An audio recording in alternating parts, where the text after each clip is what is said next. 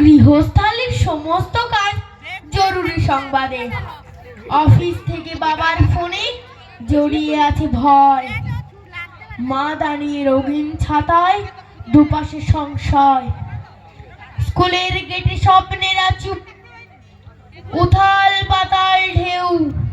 গাছ ভর্তি বকুলেরা দেখেছে কেউ কেউ। এমন সময় ঢং ঢং ঢং ছড়িয়ে পড়ে ছুটি। রেজাল্ট হাতে বিদ্যেমানরা উধাও খুনসুটি। দূরের থেকে চেঁচায় পাপন, আমি সেকেন্ড ক্লাসে। সব মায়েদের বাঁকা চোখরা তাকালো চারপাশে। মা বললেন, ঢের হয়েছে, মুখ দেখানো ভার। ফার্স্ট কে হলো, নামটা শুনি, অঙ্কে কত তার?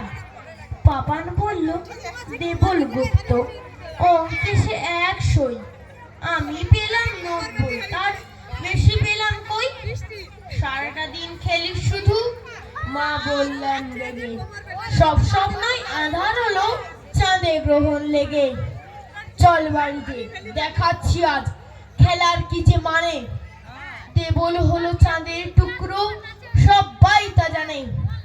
তখন পাপান ভয়ের চোখে তাকালো মার দিকে। ও যে ভীষণ মিথ্যে বলে, ক্লাসের আন্টিকে বলুক, তাতে দোষ কিছু নেই, ফার্স্ট হয়েছে ক্লাসে। মায়ের কথায় পাপান সোনার দু চোখ ভেসে আসে। সেকেন্ড হওয়া না মিথ্যে বলা, কোনটা ভালো বলো?